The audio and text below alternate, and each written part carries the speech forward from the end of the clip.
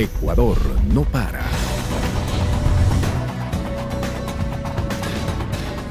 ¿Qué tal amigos, amigas? Soy Marco Antonio Bravo y le doy la más cordial bienvenida. Por una decisión editorial de quienes hacemos Ecuador no para, este es el último programa de este espacio de entrevistas. El 3 de agosto del año 2015 iniciamos con Ecuador no para, un programa creado para analizar los principales acontecimientos de Ecuador y de la región desde una perspectiva de defensa y soberanía de los procesos democráticos en la gran patria latinoamericana. Tras 140 programas, hoy le presentamos el especial donde recopilamos los principales puntos de vista de nuestros entrevistados en este tiempo. Para iniciar, realizamos un recuento de los principales acontecimientos ocurridos en el país en el ámbito económico y social. Adelante. Desde 2015, la coyuntura económica repercutió a nivel global. En Ecuador, esta situación produjo estragos a nivel interno, en un escenario mundial marcado por la caída de los precios del petróleo y shocks externos que debilitaron la economía del país. Ecuador no para fue un espacio para debatir este complejo contexto. Nosotros atravesamos una coyuntura un poco especial porque aparte de que somos exportadores de commodities, también somos exportadores de petróleo. Y el petróleo sufrió una caída importante en su precio de casi el 50% de su valor. Y además, al ser un país dolarizado, el dólar se ha apreciado. Esos dos shocks abren dos brechas, una brecha fiscal y una brecha externa en la economía ecuatoriana, que obviamente, por cualquier gobierno, esas dos brechas tienen que ser controladas. Para equilibrar la economía, el gobierno nacional tomó medidas para fortalecer la dolarización y lograr el menor impacto posible en la sociedad ecuatoriana. La economía se vio afectada entre 2015 y 2016 en aproximadamente 9.000 millones de dólares. Sin embargo, tras 2 trimestres consecutivos de crecimiento, el país retomó su senda de desarrollo con ayuda de las medidas adoptadas por el gobierno, entre ellas la implementación del dinero electrónico y la firma del acuerdo comercial con la Unión Europea. Todas las medidas que se han tomado a lo largo del año 2015 han sido las medidas necesarias para poder responder de la mejor manera ante los shocks externos. Y los resultados se ven en el desempeño que ha tenido la economía y en nuestro caso como Superintendencia de Bancos, en los buenos resultados que ha tenido el sistema financiero privado a pesar de los shocks externos. El dinero electrónico no es más que la posibilidad de que los ciudadanos hagamos transacciones con nuestro propio dinero a través del teléfono celular. Es una facilidad tecnológica, es decir, es un medio de pago disponible para absolutamente todos los ecuatorianos que lo quieran utilizar, independientemente de si tienen un teléfono inteligente o no, o un teléfono básico, independientemente de con cuál de las 3 operadoras de telefonía tengan su línea telefónica e independientemente o no de si tienen una cuenta bancaria. La Unión Europea es tan importante como lo es los Estados Unidos, insisto, pero con factores diferenciadores en cuanto a la posibilidad de un acuerdo comercial que tienen un sinnúmero de temas que están en el marco. Si usted me pregunta, el solo hecho de perder ese mercado por un problema implicaría para el Ecuador cientos de millones de dólares. Yo pienso que sí hay un potencial, pero hay que aprovechar del potencial. Yo pienso que sí es también una tarea de nosotros y del Ministerio de Comercio y también de la Agencia ProEcuador, FedExport, Corpey. Estamos trabajando todos juntos para tratar a explicar un poco a todos los que tienen intereses para exportar sus productos a este mercado gigantesco europeo, cómo hacerlo, qué va a cambiar con el acuerdo, cómo pueden aprovechar, qué son las oportunidades. Yo pienso que sí, no solamente hay que tener un acuerdo, hay que aprovechar también el acuerdo. Que tratar de estimular, de mantener, de proteger los niveles del empleo. Preocupación central, el ser humano antes que el capital, que es un objetivo de política pública, es un objetivo y un precepto ideológico y constitucional de este gobierno, de la Revolución Ciudadana, de que el ser humano debe anteponerse ante todo y ante el capital, obviamente. Sin estas circunstancias y este contexto internacional de shocks externos, de la baja del precio del petróleo fundamentalmente para el Ecuador, ¿habría alguna reforma de este nivel? Básicamente, en este caso, nosotros tenemos que responder como gobierno, como Frente Económico, liderado por el propio presidente de la República, tenemos que responder con medidas eficaces, efectivas, a una coyuntura económica compleja. La desaceleración de la economía no fue un fenómeno exclusivo del Ecuador. América Latina también vivió un frenazo en la mayoría de sus países. En vecinos como Colombia y Perú, este escenario estuvo matizado por otros factores internos como la firma de Tratado de Libre Comercio y las faltas de inversiones en infraestructura. Viajamos a estos países y desde ellos les brindamos una perspectiva clara de su situación. El impacto ha sido muy fuerte debido pues, sobre todo la baja del petróleo ha sido del orden del 60% en un año. Entonces ha causado profundos desajustes en las economías locales. Parte por la liberación del comercio, la liberación del tipo de cambio, el país se especializó en las actividades que pueda elaborar más fácilmente. Eso le permitió al país operar dentro de una estructura relativamente dinámica cuando los precios de los commodities estaban altos, cuando el precio del petróleo estaba alto. Pero allí se exageró, porque esa amplitud permitió que el tipo de cambio se revaluara y esa revaluación llevó a desplazar la industria de la agricultura. Creo que ahora que viene la destorcida de los precios del petróleo, indudablemente necesitamos recuperar ese aparato productivo en la parte agrícola, agroindustrial, manufacturera, para lograr compensar la caída que hemos tenido en los ingresos por petróleo. Colombia se ha comprado todas las fórmulas del Fondo Monetario, del Banco Interamericano de Desarrollo, ha promovido los tratados de libre comercio de manera indiscriminada y también la explotación de sus recursos minerales y energéticos sin ninguna clase de control a las grandes compañías transnacionales. Está bien firmar TLCs, no podemos evitar que estamos en un mundo globalizado de mercados abiertos, pero usted no puede competir. ¿Qué le pasó a Colombia? Que de ser un país productor se volvió en un país importador. Estamos viviendo lo que viven todas las economías hoy día en América Latina, en América del Sur, dificultades porque todos los pronósticos de crecimiento que se han ido dando no pueden cumplirse. Estamos enfrentando no solamente la desaceleración de la economía internacional, sino problemas internos de haber realizado aspectos importantes en la economía peruana que hubiesen previsto esta situación, que el boom de los precios de los metales, ¿no? Esto no afectara tanto a la economía peruana. El Perú ha tenido cerca de 15 años de crecimiento económico casi ininterrumpido. Afectó la crisis internacional en el año 2009, pero hubo una recuperación, pero ha sido un crecimiento básicamente impulsado por los precios de las materias primas. Bueno, Perú entre los años 2002, 2003 y hasta el año 2013 tuvo un periodo de fuerte auge, ¿no? La tasa de crecimiento promedio fue más o menos 6,5% por año y a esa velocidad el PBI en términos de dólares se triplicó per cápita y el PBI y la capacidad adquisitiva de la población en general se duplicó en un periodo relativamente corto de 10, 12 años, ¿no? Creo que igual el modelo tiene fallas. No hemos sabido avanzar en aspectos que muchos analistas internacionales, incluso el propio Banco Mundial o entidades reguladoras nos han exigido.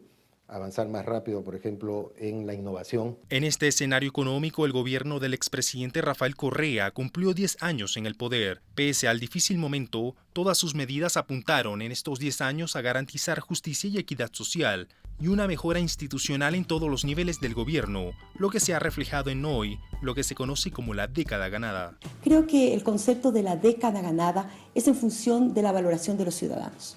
Para los ciudadanos, para aquellos con los que contactamos permanentemente como asambleístas, hay una década ganada en función a los avances en salud, a los avances en educación, a los avances en vialidad, en transformación de la patria. Y lo que podemos decir es que en el año 2009, ¿sí?, el 51.5% de la población estaba en pobreza multidimensional.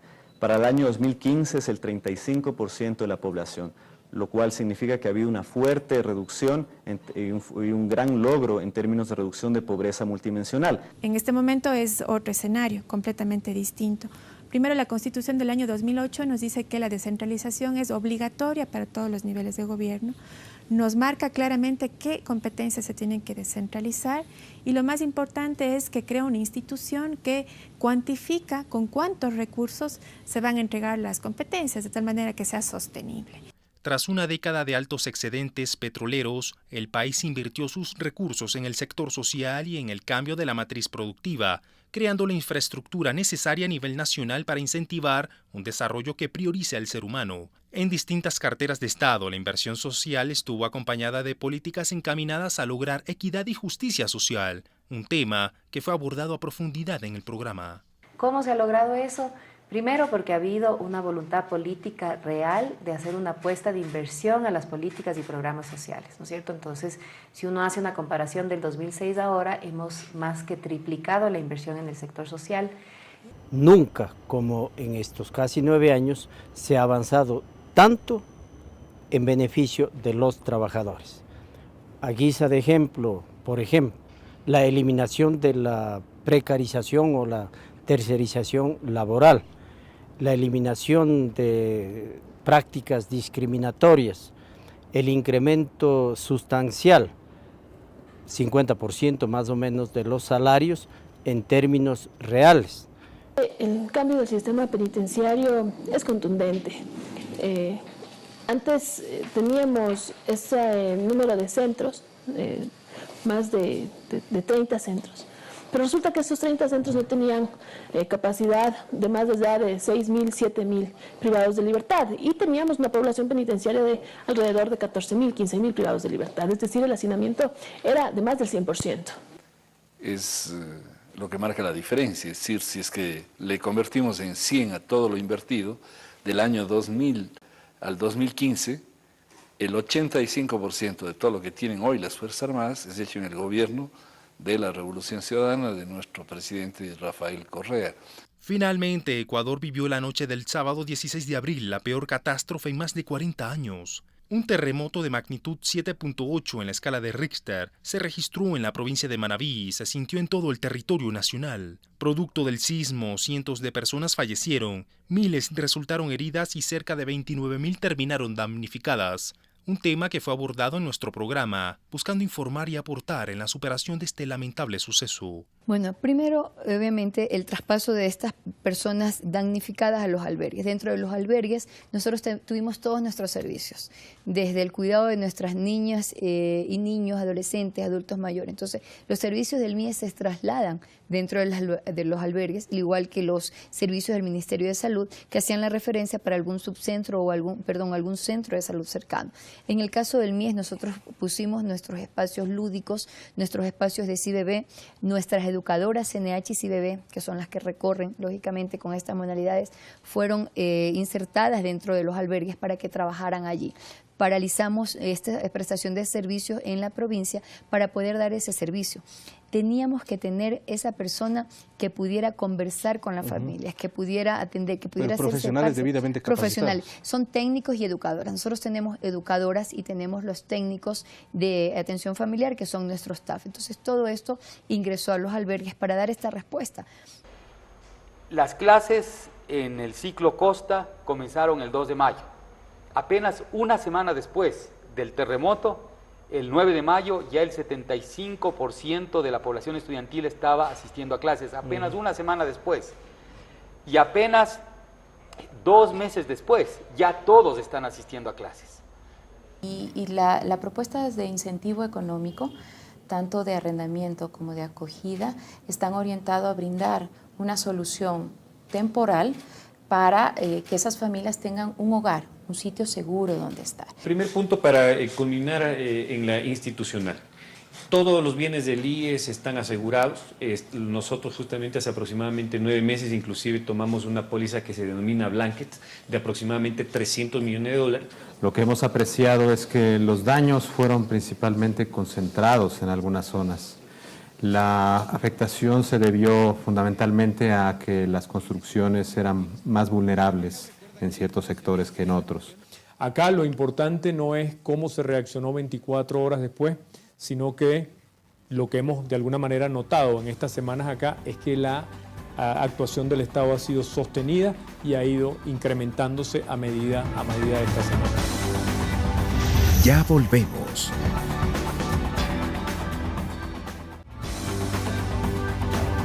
Continuamos.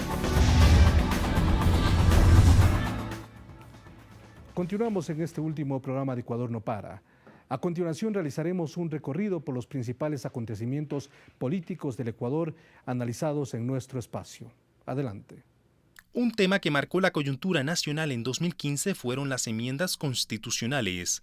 En diciembre, tras un año de debate de la propuesta planteada por el oficialismo, el Pleno de la Asamblea Nacional aprobó 15 enmiendas de las 17 planteadas en un inicio. Durante el desarrollo del diálogo y debate en relación a las enmiendas, distintos actores políticos y de la sociedad civil expresaron sus criterios sobre esta propuesta, que buscó garantizar la efectividad de la norma constitucional. Este coprocedimiento consta en nuestra Constitución, por la cual votó el 82% del pueblo ecuatoriano, que le dijo sí a la Constitución de Montecristo. Existe también un dictamen de la Corte Constitucional, que es el máximo órgano de administración de justicia en esta materia, que habilitó que la Asamblea Nacional pueda realizar esta enmienda, estos 16 temas de modificación a la Constitución de la República. Razón por la cual nosotros hemos escogido el camino más largo, denominado enmiendas constitucionales. En el país no existe un antecedente sobre enmiendas constitucionales porque, de acuerdo a nuestra historia, existen 20 constituciones. Y si sacamos el promedio de nuestra vida republicana, diríamos que cada 9 años se cambiaba de constitución. Tanto las enmiendas como las propuestas de ley sobre herencia y plusvalía fueron excusas de la oposición para generar violencia y desestabilización durante el 2015. Dirigentes de la Confederación de Nacionalidades Indígenas del Ecuador, sindicalistas y la derecha realizaron una serie de protestas. Los momentos de mayor tensión se vivieron el 13 de agosto, cuando se desataron actos de violencia en la ciudad de Quito y en otras provincias del país. Yo llamo a las dos partes, hagamos una lectura adecuada, realista, autocrítica y aprendamos a reconocer si hay errores. Mutuamente aprendamos a reconocer y proyectemos una agenda en función del país. Porque a veces los dirigentes no piensan en la gente, sino en ellos. Primero los puestos, no es eso. Nos hemos dicho, primero hay que servir a la sociedad en coordinación con nuestros compañeros y compañeras. En lo deportivo, en 2016 los atletas ecuatorianos participaron en los Juegos Olímpicos de Río de Janeiro en Brasil. Fue la 14ª participación en los Juegos Olímpicos de Verano, con 38 deportistas en 12 disciplinas, y se consiguieron 4 diplomas olímpicos, además de clasificaciones importantes dentro del ranking mundial. Bueno, la participación de nuestros ecuatorianos fue un éxito. Hablamos que en el deporte no existe un fracaso, existen derrotas, existen pérdidas que siempre les ayuda para poder ir mejorando en todo el ámbito a nivel ya competitivo. En el reportaje veíamos muchos deportistas que se subieron al podio y esos podios eran justamente de Juegos Panamericanos, donde se veía la bandera nacional flameando en lo más alto del deporte panamericano. Un tema complejo en 2016 fue la relación entre el gobierno y las Fuerzas Armadas. En febrero de 2016, el presidente anunció la destitución al alto mando militar, tras las declaraciones del Comando Conjunto sobre los fondos del Instituto de Seguridad Social de las Fuerzas Armadas, tras comprobarse el sobreprecio de $41 millones en la venta al Ministerio de Ambiente de unos terrenos para la construcción del Parque Samanes. Y en ese sentido, claro, ha tenido un rol protagónico. Las Fuerzas Armadas han jugado en este juego digamos, un mundo encubierto, digamos, un rol protagónico, y ciertamente se ha visto, por lo menos después, varios años después, se ha visto cómo este tipo de momentos de coyuntura ha surtido en esquemas de negociación que le han dado ciertos niveles de privilegio en cierto manejo de ciertas áreas del Estado, de áreas estratégicas, etcétera, etcétera. Entonces, básicamente, eso es lo que en un contexto democrático es lo que se tiene que normar, que se tiene que limitar, se tiene que recurrentemente estar vigilante de que ese ejercicio no se dé, ¿no? Creo que ahora, en democracia, y la Constitución lo señala, ¿no es cierto?, los militares deben regirse al poder civil, ¿sí? Deben respetar la Constitución. Yo creo, pero el problema está que en la realidad hay estos factores, ¿no es cierto? Y hay estos militares que le meten, políticos que le han metido desde hace muchos años. Claro. No es solamente ahora. No es Quizás ahora. ahora es un poco la consolidación de todo este proceso de la intervención sobre todo militares de servicio pasivo. Una normativa de vital importancia para el país, aprobada a finales de 2016, fue la Ley de Cultura. Raúl Vallejo, exministro de Cultura, señaló que este cuerpo legal ordenó el Sistema Nacional de Cultura, a la vez que garantizó los derechos de artistas, gestores culturales y trabajadores de este sector. Lo importante de la ley es que organiza al mundo cultural. Hoy día las instituciones, hoy día los gestores, hoy día los usuarios, hoy día todo el mundo está disperso y no están como satélites andando alrededor de sí mismos. Yo creo que lo importante de la ley es que organiza, sistematiza lo que existe. En octubre de 2016, Ecuador recibió la visita del brasileño Roberto Caldas, presidente de la Corte Interamericana de Derechos Humanos. A criterio de Caldas, la transformación de la justicia en Ecuador es una de las más importantes del mundo en los últimos años, una realidad producto del impulso del gobierno por revolucionar la justicia en nuestro país. Bueno, yo diría que la experiencia de la justicia de Ecuador, los cambios de la justicia en Ecuador han convertido en buenas prácticas, en excelentes prácticas, yo podría decir, que convierte Ecuador en quizás, ciertamente, uno de los países del mundo que más cambió la justicia en los últimos tiempos y que logra obtener tajas admirables. Quizás sea la más importante reforma judicial del mundo. Las primeras bases se fueron sentando desde el año 2007, con la creación de la defensa pública, asistencia legal gratuita para las personas que no tengan cómo pagarse un abogado. Se creó un Ministerio de Justicia y Derechos Humanos, con el objetivo de generar política pública de lo que significa la protección de derechos de los ciudadanos y fortalecer el sistema de justicia ecuatoriano. Al finalizar 2016 y a inicios del 2017, el país vivió un proceso electoral que culminó el 2 de abril, con la victoria del binomio Moreno-Glass del movimiento Alianza País sobre el binomio Lasso-Páez del movimiento Creo. Desde el inicio del proceso hasta su culminación, Ecuador No Para analizó el desarrollo de la contienda electoral. Efectivamente, desde el último semestre del año pasado, el Consejo Electoral está trabajando con las delegaciones provinciales del Consejo Electoral, levantando todos los insumos para estar a punto de cara ya a lo que significa preparar todo el proceso electoral de febrero del 2017. A mí lo que me preocupa realmente es lo que los candidatos están ofreciendo.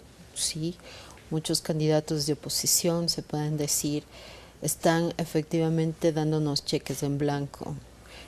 Tenemos un proceso regular de cambio de autoridades públicas, de cambio de autoridad de las más altas autoridades del país, que eso le hace bien a la estabilidad económica, a la proyección social, es decir, a la consolidación del Estado. Ahora Ecuador tiene nuevos retos y metas por cumplir. El presidente de la República, Lenín Moreno, ha planteado una política de diálogo que busca conciliar nuestro país, mantener y aumentar los servicios para la ciudadanía, principalmente los más necesitados, y equilibrar las finanzas públicas para garantizar que Ecuador retome una senda de desarrollo. Una inversión que requiere efectivamente cuidarla. Nosotros por eso hemos planteado como uno de los primeros ejes, o el primer eje más bien de nuestra gestión, la necesidad de implementar modelos de gestión en materia vial. Para todas las vías del Para país. todas las vías, es decir, hay que buscar de todas las formas, por todos los mecanismos. Primero, a través de incentivar la inversión extranjera, de la inversión nacional también, a través de concesiones, que puede ser uno de los mecanismos, a través de alianzas público-privadas, que también es otro mecanismo que se puede utilizar para dar mantenimiento a nuestro sistema ¿Inversión solo privada vial. o pública también?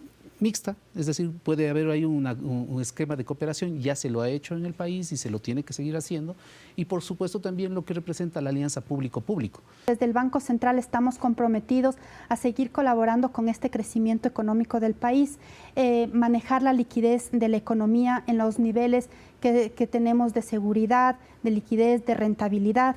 Es importante también entender que el Banco Central está, y como lo ha venido haciendo, cumpliendo con su calendario estadístico, con toda la transparencia de la información. Entonces el reto es seguir en esa línea, también abrir las puertas del Banco Central para cualquier debate, cualquier discusión en el ámbito económico que se tengan de los diferentes sectores. Eso es sumamente importante para ir retroalimentando cualquier política que tengamos desde el frente económico. Entonces las perspectivas son muy importantes para el país en cuanto al crecimiento económico en los próximos meses. Son positivas y nuevamente ratificar las buenas noticias que tenemos en este primer trimestre de que la economía está creciendo y de acuerdo incluso a la terminología internacional, actualmente ya estamos en una fase de expansión de la economía. Sí es importante que la gente tenga confianza en su gobierno, confianza en las acciones que hemos emprendido. Nadie puede garantizar que no exista corrupción, pero sí está en nuestras manos garantizar que no exista impunidad. Esa tiene que ser la lucha. Hoy por hoy recibimos un país con una infraestructura lista para el despegue. Cuando hablo del despegue me refiero al proceso de inversión en industrias, en agroindustrias.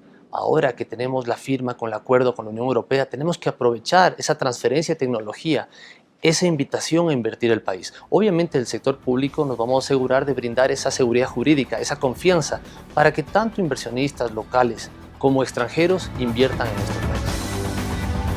Ya volvemos.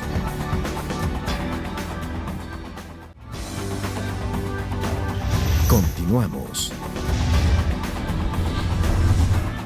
Para concluir, les presentamos un recuento de las principales temáticas internacionales que fueron analizadas en Ecuador No Para. Adelante.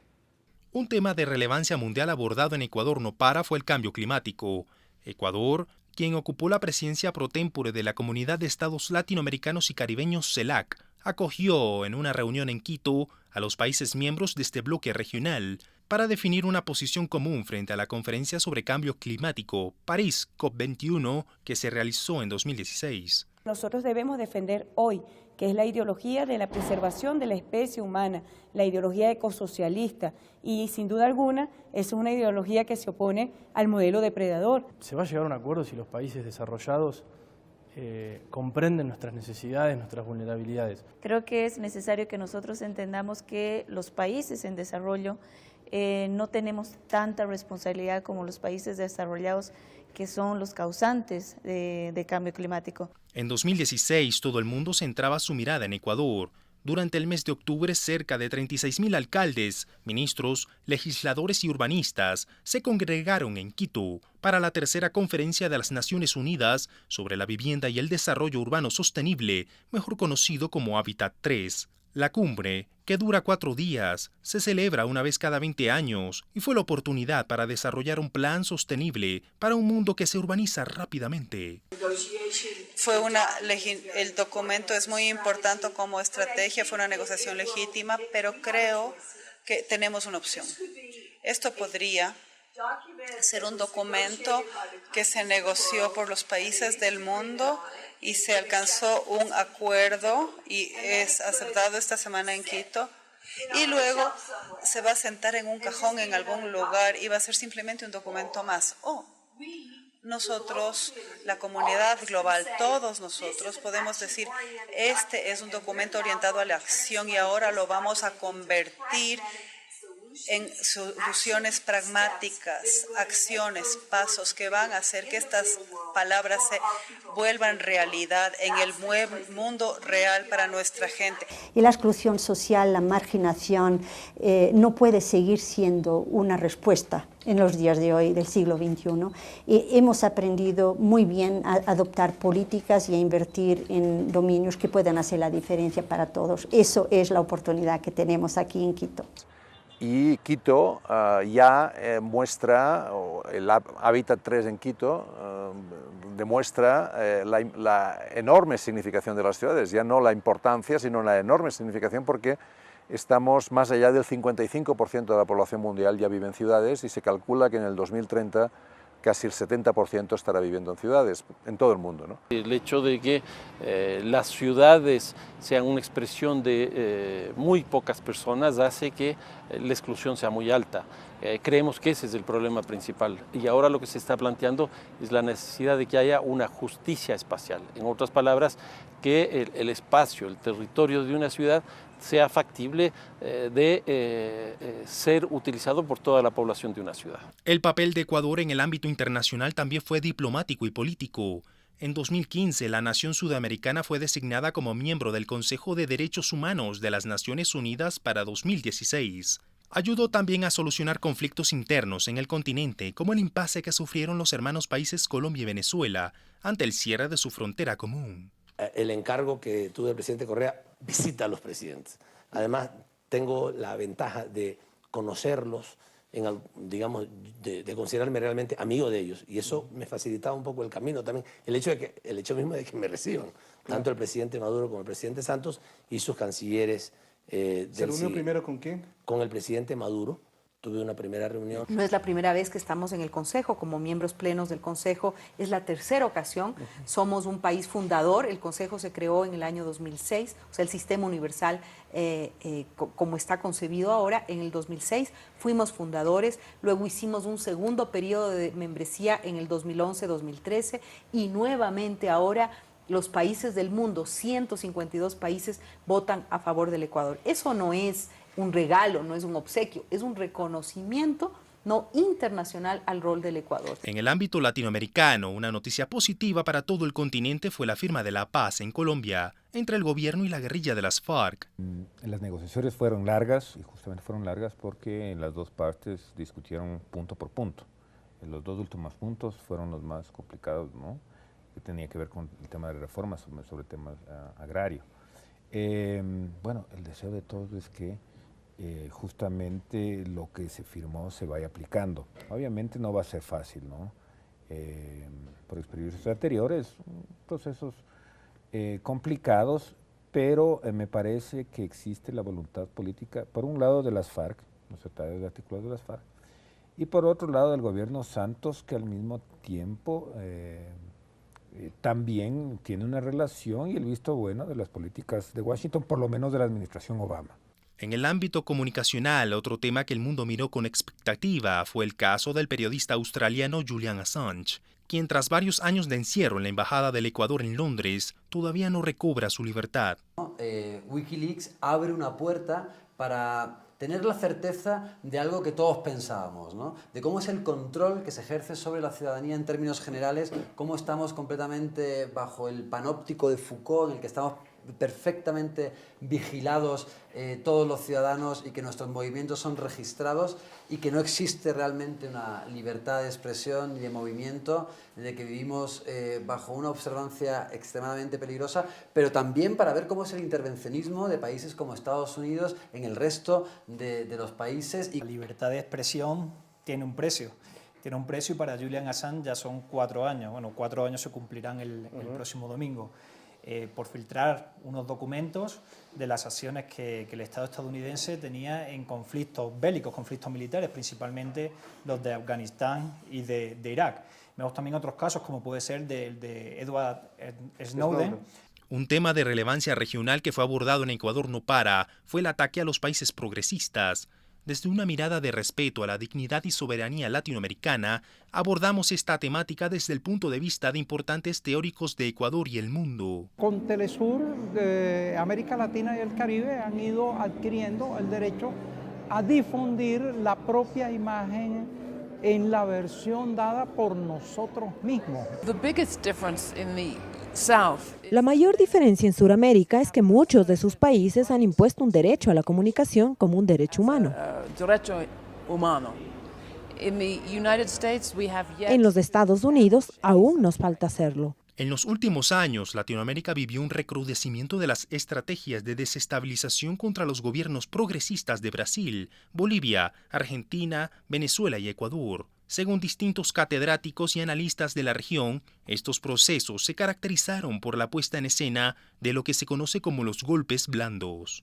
En primer lugar, el hecho de que en América Latina, en varios países, la descomposición y crisis de partidos políticos llevó a su cuasi desaparición y donde algunos medios de comunicación se convirtieron en verdaderos formadores de opinión, casi trabajando como partidos políticos opositores a los gobiernos. Esto lo hemos podido ver en Venezuela y Ecuador, principalmente con la descomposición de partidos políticos históricos. Es diferente la situación en la Argentina, aunque algunos medios de comunicación ocupan un rol opositor importante. Entonces, en Brasil, en Argentina, en Venezuela, en Ecuador, en todos estos países, nosotros estamos observando acciones de las derechas, de las oposiciones de derecha que son muy similares. Debemos también señalar los casos de Honduras y de Paraguay, que precederan lo que está pasando hoy en varios de nuestros países. Entonces me parece que sí, que hay, claro, nuestros gobiernos tienen sus límites, tuvieron sus errores, pero tuvieron mucho más logros, mucho más éxitos. Hay cosas que son indudables. Así como nuestros gobiernos avanzaron mucho en la cooperación y en la comunicación y en la circulación de ideas, de cuadros militantes, digamos, los presidentes se encuentran muy seguido, también las fuerzas de oposición tienen sus espacios de encuentro, sus espacios de reunión y sus formas de coordinación sobre cuáles consideran que son los problemas de aquel mal llamado populismo, ¿no? Entonces, en su versión más simple están los agitadores, ¿no? Entonces hay algún movimiento social que puede ser pacífico y hay evidencias, en muchos casos, de infiltración, donde vienen personas, intentan promover la violencia, tal vez inclusive ocasionar heridos, muertes, para que se vuelva un escándalo a nivel nacional, ¿no? Primer nivel, la agitación. Segundo nivel, el oportunismo, ¿no? Lo que mencionaba antes, de que hay causas que son de grupos específicos, legítimas, menos legítimas, pero siempre válidas, que son aprovechados por grupos que en realidad poco tienen que ver con esos intereses, ¿no? Entonces la derecha tradicional en Bolivia nunca se había preocupado por el medio ambiente, hasta que vieron un rédito político en hacerlo, ¿no? No solamente es neutralizar el avance de movimientos progresistas, sino borrar la memoria, convertirlo en otro para que la gente no se acuerde de nada bueno de lo que pasó en esa época, convertirlos todos en diablos. Y hay una cosa que se me quedó decir sobre la responsabilidad de los propios gobiernos y movimientos también progresistas por la situación actual, es que yo pienso, y habiendo investigado y denunciado mucho el tema, de esa injerencia y esas amenazas externas que penetran dentro de los movimientos. Yo creo que el proceso de articulación institucional del llamado nuevo regionalismo latinoamericano es importante y de algún modo el objeto a batir de esas derechas que tienen una misma matriz discursiva y de articulación política. Tenemos comprobado empíricamente el Grupo de Diarios de América, cómo coordinan agendas informativas, cómo establecen los mismos temas en diferentes países, las mismas fuentes de información. Una acción concertada de diarios que tiene un amplio espectro de público. Si a eso sumamos la hegemonía angloamericana en los medios y en la información internacional, es evidente que la imagen de países como Venezuela está marcada ya por una matriz y estructura de poder que, aunque ha cambiado en clave interna en Venezuela, es difícil cambiarlo en la información internacional. Una cosa clarísima, tú no puedes vencer 1, 2, 3, 4 elecciones e imaginar que los sectores más conservadores van a se quedar pasivos, que van a aceitar el deseo democrático de la gente. No. Y ahí está. No respetaron los 54 millones de votos en Dilma, organizaron desde afuera, con la participación de sectores judiciales, también de los medios, también de la Policía Federal, que fue, digamos, cooptada para poderes extranjeros, organizaron un golpe parlamentario contra Dilma Rousseff. Esa tesis de que Venezuela es un país inviable, de que el socialismo venezolano fracasó, se estrella contra la realidad de un pueblo que en medio de grandes dificultades, nadie las desconoce, no está dispuesto ni a rendirse, ni a entregar lo que ha logrado, y sí está dispuesto a empinarse por encima de las dificultades para conquistar el futuro. El interés de parte de la oposición es que nosotros sigamos lamentándonos por la derrota. La derrota era una posibilidad. Cuando tú vas a las urnas a hacer una consulta democrática puede salir sí o puede salir que no. Y en este caso la prioridad es gestionar, gobernar, que es lo que te ha dado buenos resultados en los últimos 12 años, y cuando toque discutiremos la candidatura. El gobierno de Macri tiene un enorme desafío a corto plazo de resolver los problemas económicos que ha generado la aplicación de la terapia del shock y que ha producido una súbita caída de más de 1,5 millones de personas por debajo de la línea de la pobreza, porque si no soluciona estos problemas y los desajustes que ha producido en la economía argentina, lo más probable, y cito, es que sufra una aplastante derrota en las elecciones de medio término de octubre del 2017. En Ecuador, a partir del anuncio del gobierno por promover las leyes de herencia y plusvalía, que buscaban una mejor redistribución de recursos para lograr justicia y equidad social, se desataron una serie de protestas. La Confederación de Nacionalidades Indígenas del Ecuador, sindicalistas y la derecha salieron a las calles para protestar contra estas leyes. Efectivamente, y está reconocido en la Constitución, algo que se podría denominar el derecho a protestar o el derecho a resistirse. Sin embargo, las interpretaciones que se pueden hacer de un derecho constitucional son múltiples. El momento en que el derecho a la resistencia, que uno lo sobreentiende como resistencia pacífica, como el derecho a protestar pacíficamente y a reclamar por alguna situación o alguna actuación de funcionarios públicos o de otro tipo, el momento en que eso desemboca precisamente en una violencia abierta como la que vimos en el video, ese momento creo yo hay muchos perdedores. Yo diría, el país pierde porque la democracia deja de lado los mecanismos internos que ésta tiene para poder llegar a acuerdos, yo no diría a un consenso general sobre determinado tema, porque es muy difícil llegar a consensos generales, hay distintas maneras de mirar la vida política del país y los proyectos de sociedad. Sin embargo, sí acuerdos puntuales sobre determinados temas, y la democracia es un proceso permanente de llegar a acuerdos y también de procesar los desacuerdos. Para el periodista español Ignacio Ramonet y el sociólogo brasileño Emir Sader, el avance de la derecha en América Latina dejan grandes lecciones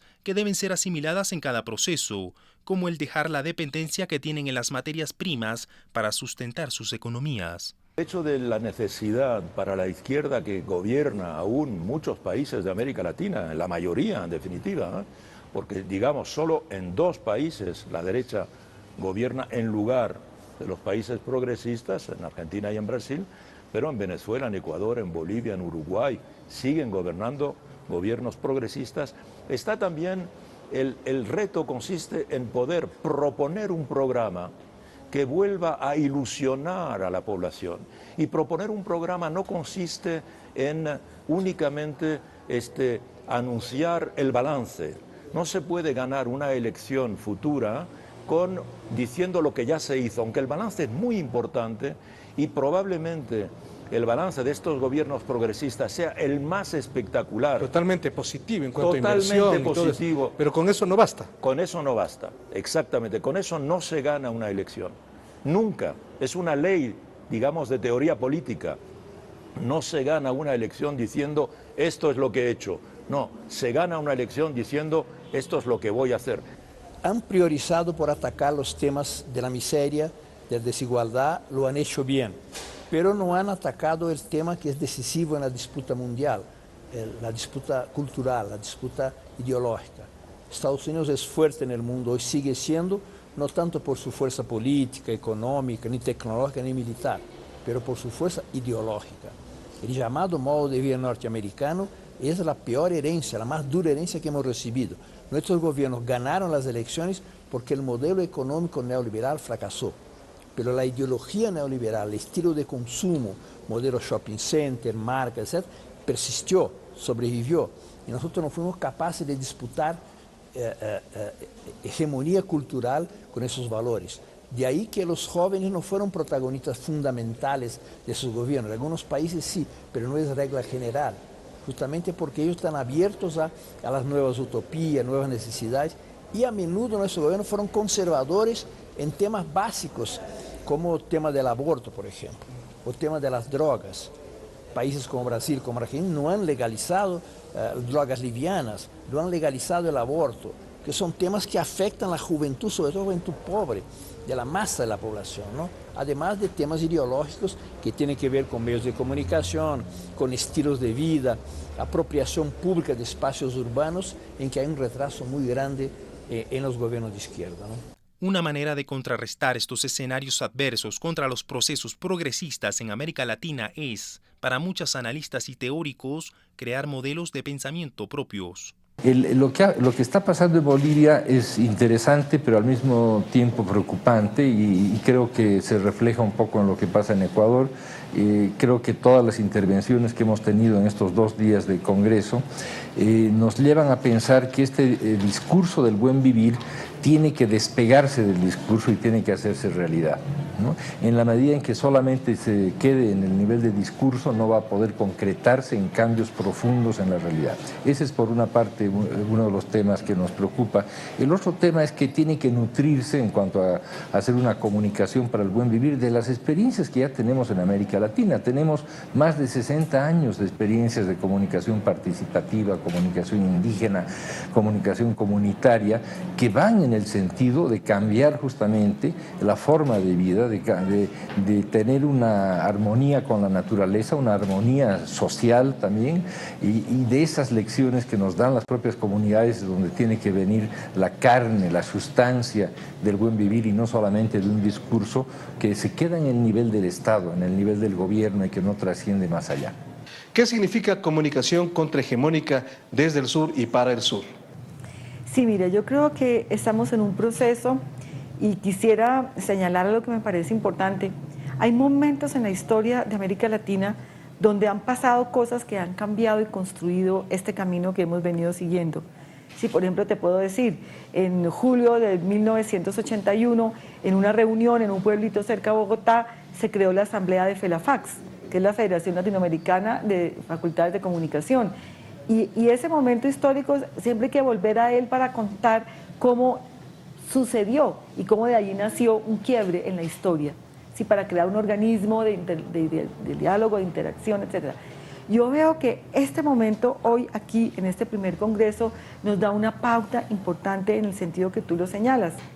Y es que existen muchas cosas, como lo menciona Alfonso, desde hace mucho tiempo. Se han escrito, se han recogido, se han sistematizado, se han debatido. Esto ha llegado a la universidad y hasta ha llegado a los gobiernos y a los estados, porque hoy la discusión sobre políticas públicas en comunicación está atravesada por este debate social y cultural, ¿cierto? Ya no podemos aceptar, y es muy difícil, hay una inmensa resistencia y movilización frente a políticas impuestas desde cualquier centro. Hoy la sociedad quiere entrar y discutir, y de hecho lo hace permanentemente. Entonces, lo que yo veo es que está cuajando, como decimos, una nueva perspectiva que tiene suficientes bases teóricas y conceptuales que hay que seguir trabajando y fortaleciendo, que tiene una realidad abrumadora y riquísima de experiencias. Uno de los temas más analizados en Ecuador No Para fue el del escenario mediático en América Latina y el papel de los medios de comunicación.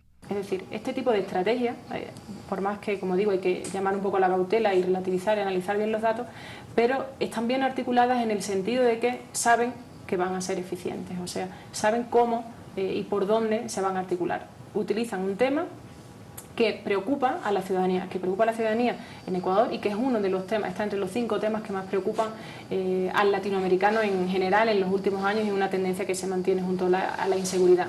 Entonces, cuando se articula una campaña negativa o una estrategia de ataque, una campaña sucia, en medio de un proceso, normalmente o habitualmente, de lo que hemos visto, para que tenga efecto tiene que estar bien hecha, entre otras cosas porque se hace en base a temas que saben que van a ser eficientes.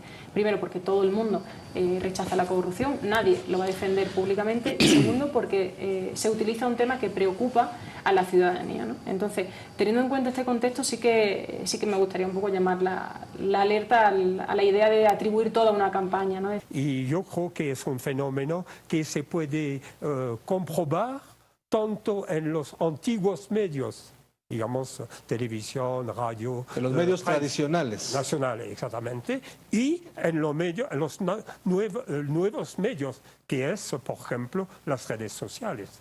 En las redes sociales usted tiene una concentración que es igual a la de los medios que llamaríamos tradicionales. ¿Usted entiende? Para cambios a este nivel, ¿qué nos queda entonces? Si nosotros estamos hablando del mismo esquema de control y financiamiento de los grandes medios de comunicación, en este momento, ¿qué alternativas tiene la gente para poder mirar de otro lado los medios de comunicación? Bueno, hay que decir que primero hay toda la problemática de las políticas de regulación de parte del Estado democrático.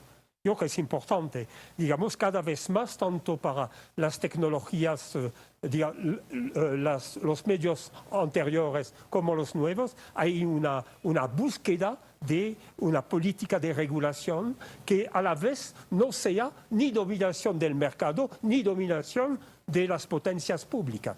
¿Usted entiende? Eso es importante. Por ejemplo, al nivel de las nuevas tecnologías, tipo Google, Facebook, etc., muchos de los gobiernos están planteando la necesidad de regular, ¿usted entiende?, estas sociedades, claro, que son realmente, tienen casi la fuerza de una nueva feudalidad, ¿usted entiende? Son tan fuertes que los gobiernos están obligados de encontrar una manera de que finalmente no perjudican la competencia, ¿usted entiende? Profesor, el problema también se da cuando un gobierno intenta regular ciertos contenidos de la comunicación. Las diferentes entidades que defienden la llamada libertad de expresión se oponen porque consideran que el Estado, el gobierno, quiere controlar el libre pensamiento, la libertad de ideas, el libre flujo de pensamiento de ideas en la comunicación. Sí, razón más para finalmente asociar a la regulación a la sociedad civil, ¿usted entiende? Y que no sea solamente el Estado que regule, ¿usted entiende? Y allá viene la otra solución, el otro dominio, que es la creación, la construcción de una red de comunicación que exprese la democracia ciudadana. Amigas, amigos, aquí concluye el último programa de Ecuador no para. Soy Marco Antonio Bravo y a nombre de quienes hicimos durante este tiempo y durante estos 2 años este espacio de entrevistas, les agradecemos por su atención y por su compañía. Les recordamos también que pueden seguir a través de la página web de la Agencia Andes, en donde ustedes encontrarán toda la información que necesita para mantenerse informado sobre el acontecer nacional e internacional. Desde este espacio ratificamos nuestro compromiso por mantenerlos informados de manera veraz, contextualizada y oportuna. Como siempre, un placer acompañarles y compartir este espacio. Hasta una próxima oportunidad. Felicidades. Ecuador no para.